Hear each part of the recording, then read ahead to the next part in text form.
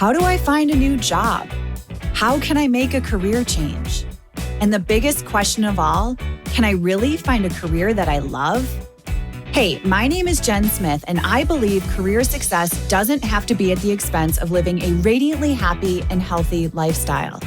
As a former HR leader and recruiter turned career coach, I get what companies are looking for when hiring top talent. What that means for you is an unmatched combination of insider knowledge and the best kept secrets about making heart-based career changes and navigating the ups and downs of job searching in today's world of work. Whether you're a recent graduate navigating the job market for the first time or a seasoned professional ready for a career change, this show is for you. So grab your coffee or your kombucha, pull up a seat, and get ready to be challenged and inspired to move beyond your self-doubt and take the right next steps towards landing a career you love. Because you deserve a long, radiantly happy and healthy career. This is the Flourish Careers podcast. Hello, and welcome back to the Flourish Careers podcast. I'm Jen Smith, your host, and today we are diving into a topic that is near and dear to my heart, which is starting a passion project or a side gig. As I was planning for this episode, I noticed the release date is about a month away from April 1st, which is the Flourish Careers business anniversary. In the US, April 1st is also known as April Fool's Day. And I'll never forget sitting in front of my computer, staring at the publish button on my brand new website. The question racing through my mind was, would this be the greatest joy or just an April Fool's Day joke?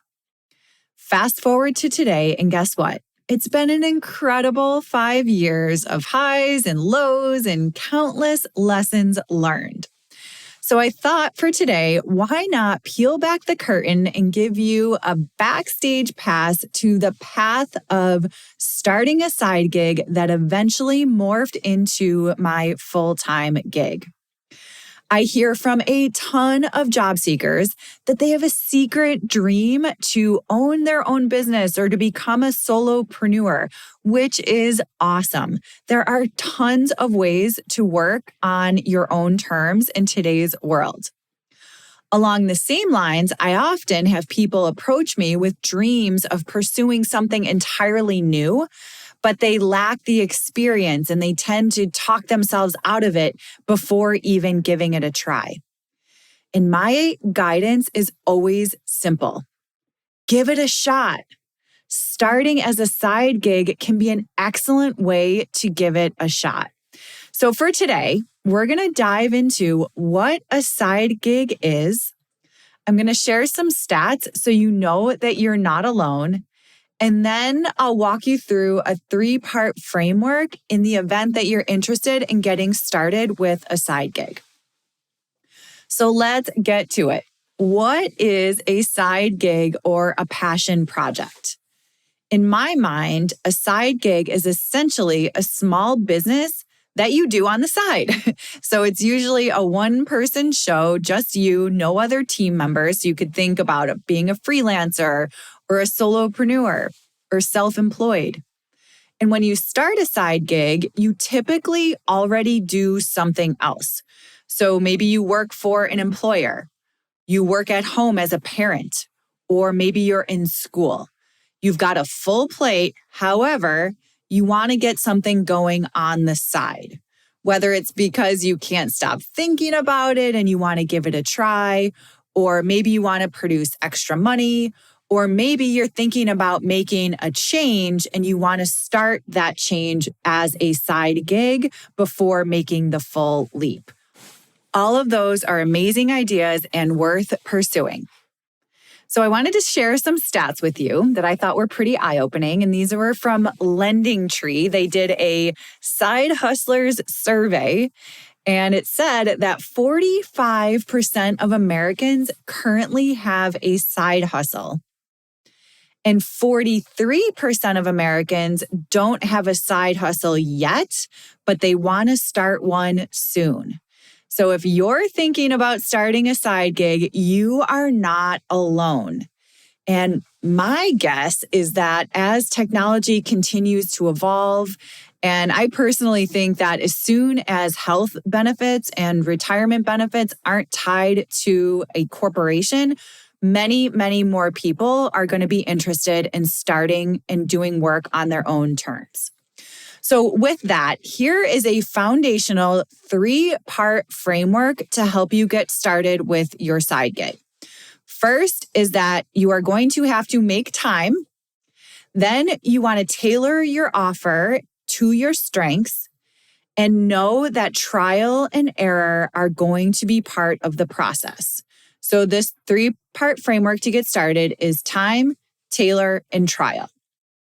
Let's start with time. This is a common question and a common concern that I hear all the time. But when it comes down to it, my friends, yes, you are going to need to carve out time to work on your side gig. If your schedule is packed to the brim, leaving no room to think, catch your breath, or even take a moment for yourself, launching your side gig is going to be an uphill battle. So your first step is to reclaim your time. Do a time study. Track your time for 1 week. You could keep a detailed record of how you're spending your time, every task, every activity, how long each one takes. Are you spending a substantial number of hours each week watching your favorite TV shows and movies? Maybe you're allocating a ton of hours to repetitive tasks that could be delegated or automated. There's a beloved in our community that wanted to start a side gig, and she did this time tracking and noticed that she was spending 2.5 hours on the weekends running around to different grocery stores and drugstores. And so she decided that she could take that task and delegate it by having her groceries delivered. That opened up 2 hours or more each weekend for her to dedicate to her side gig. Alternatively, maybe you're investing a bunch of time in a hobby that's no longer exciting to you. Maybe it once was, but not anymore. And so if you shift that time to your side gig, it can leave you more room for a new venture. So take a look at where your time goes, and you might be surprised at what you discover. I know that balancing your side gig with a full-time job can be very challenging, but it's definitely achievable.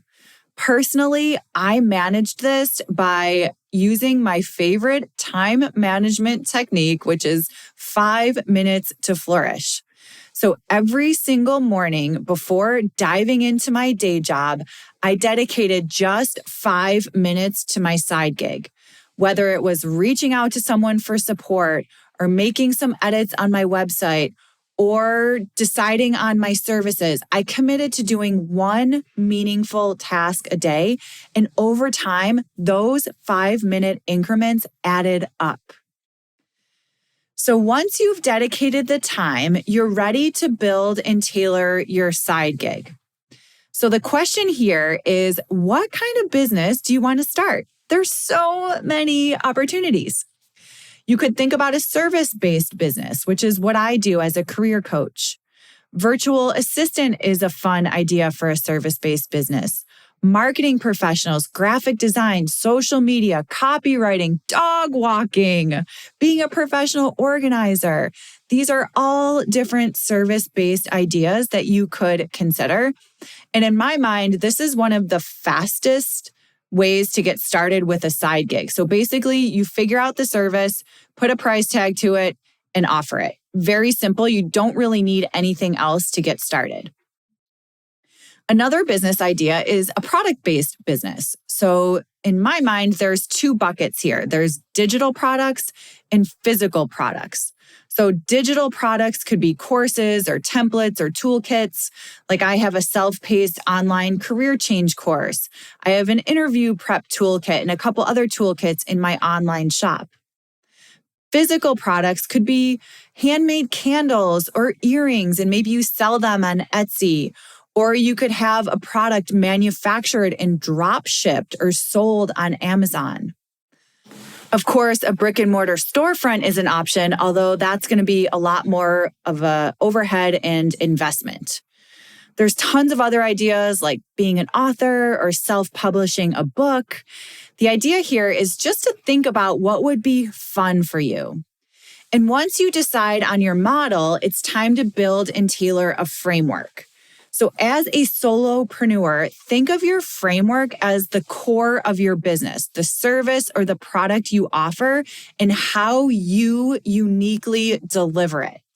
This is your secret recipe that sets you apart from the competition. It means defining what you want to offer and adding your personal touch to make it stand out. If you're unsure, think about your strengths. What's the one thing that you're exceptionally good at, your superpower that has the potential to bring in significant income?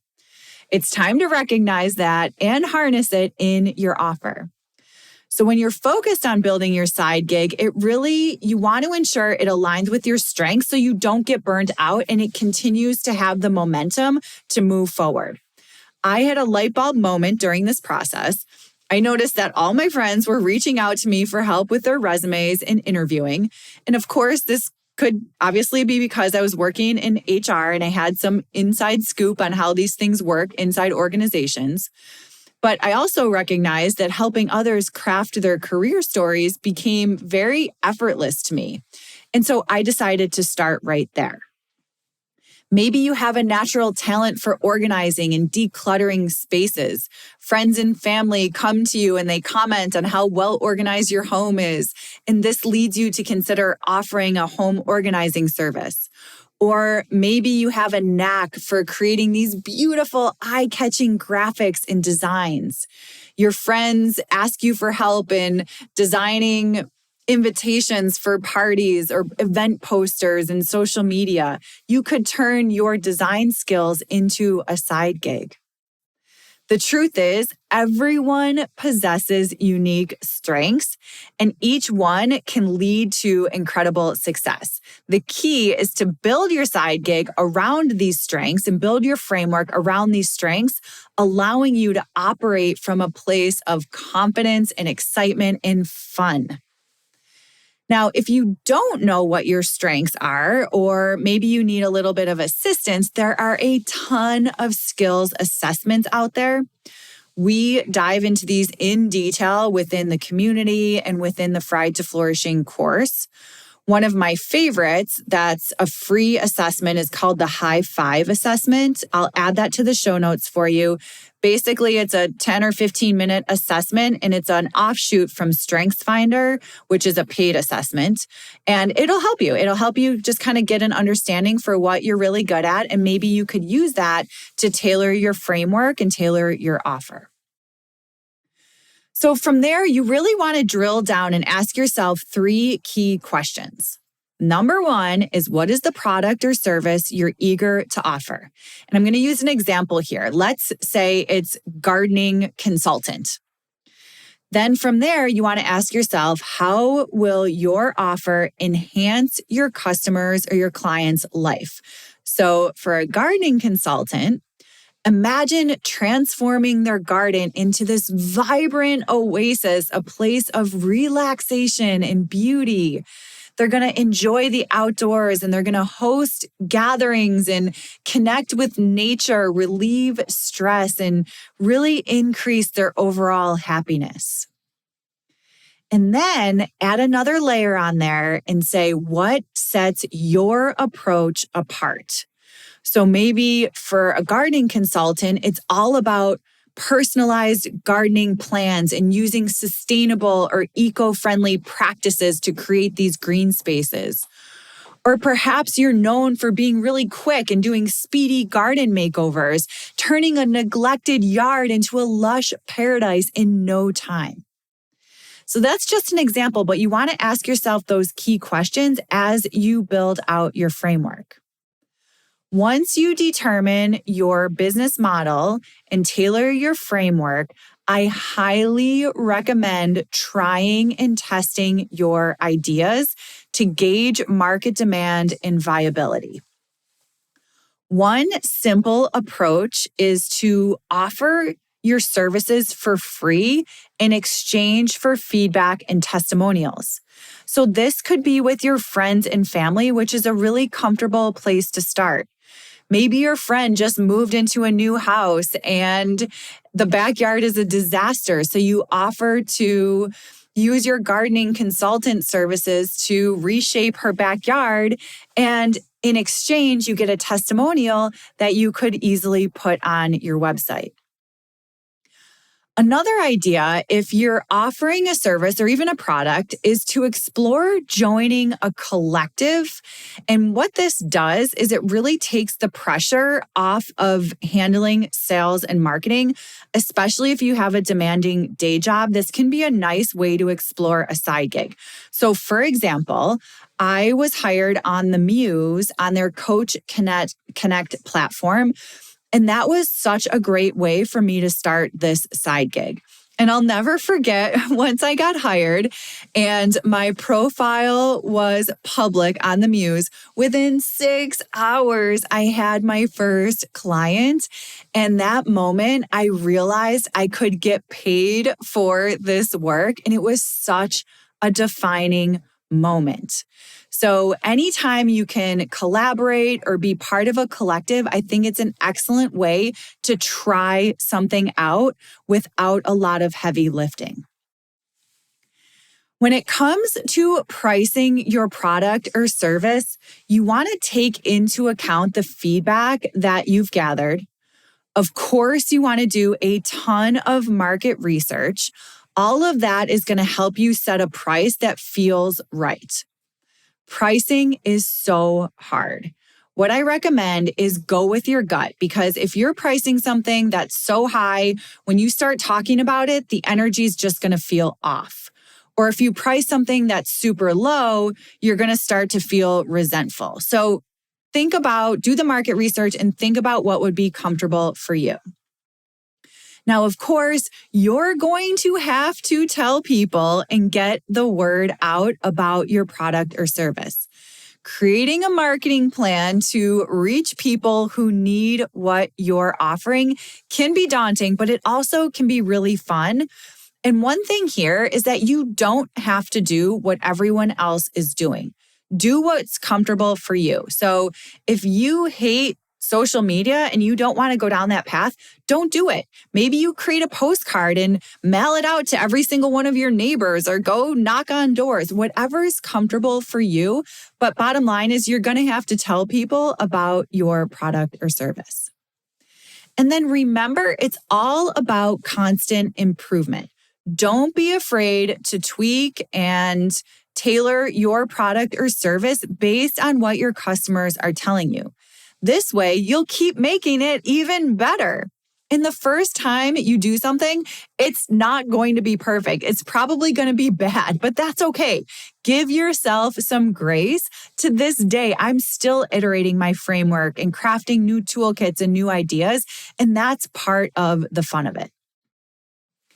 Now, lastly, if you are considering starting a side gig in order to transition away from a full-time job, I want to share some thoughts around the finances. This is something that holds people back. I probably hear it on every single discussion when I talk to somebody who wants to start their own thing. Transitioning your side gig into a full-time job is exciting, but it's definitely a challenging decision. So to make this transition successful, it is crucial to evaluate the financial viability of your side gig. You want to ensure that it generates consistent and substantial income to cover your financial needs, including your bills and your savings. So building some kind of financial cushion is very wise. Personally, I wanted to save at least 6 months worth of living expenses to prepare. Of course, there might be unforeseen circumstances or slow periods, so you want to be prepared and do what's comfortable for you. Everyone's going to be different, so figure out what works for you. Another thing is that you might consider setting milestones to help you gauge when it's time to make that final leap. So whether that's achieving a specific income level. I remember talking to someone who didn't want to make the final leap until their side gig was bringing in the same level of income as their day job. You could also think about securing a certain number of clients or reaching a particular demand level for your product or service. Another idea to just kind of ease the transition is that you might consider a trial period where you reduce your hours at your full-time job. So maybe you can reduce your hours to part-time or move into a temporary status or a consulting status. So you have that safety net if your side gig doesn't immediately replace your full-time income. Personally, in this situation, I told myself after I had saved at least the 6 months, I gave myself a year. I said, if I can make this work within this year, I'm going to keep going. And now it's been 5 years. Additionally, you want to plan for health insurance and other benefits. So explore your options, check into legal requirements and tax considerations, seek guidance from mentors and industry experts, and most importantly, trust your instincts and believe in your side gig's potential. There is so many things that you can do with your strengths to generate and start a side gig. Lastly, as we wrap up, I know that thinking about doing something on your own brings up a lot of emotions and a lot of fears. So with that, I want to share one inquiry that might help you start to move forward. That one inquiry is, what would you do if you weren't afraid? What would you do if you weren't afraid? This one inquiry can open up so much goodness and so much energy. So I encourage you to grab a notebook and your favorite pen, sit down with a hot cup of coffee, and ask yourself what you would do if you weren't afraid. Give it a shot and see what comes up. So in summary, starting a side gig is about seizing opportunities while managing your time wisely, tailoring your offer to your strengths, and continually refining it through trials. So keep pushing forward, refining your approach, and embrace the learning process. Your passion project might just lead to a flourishing career. That's a wrap for this week. If you enjoyed this episode and would like to support the show, please consider recommending it to a friend. As always, notes from this episode can be found on the Flourish Careers blog at flourish.careers/blog. Thank you so much for tuning in. I'll talk to you next week.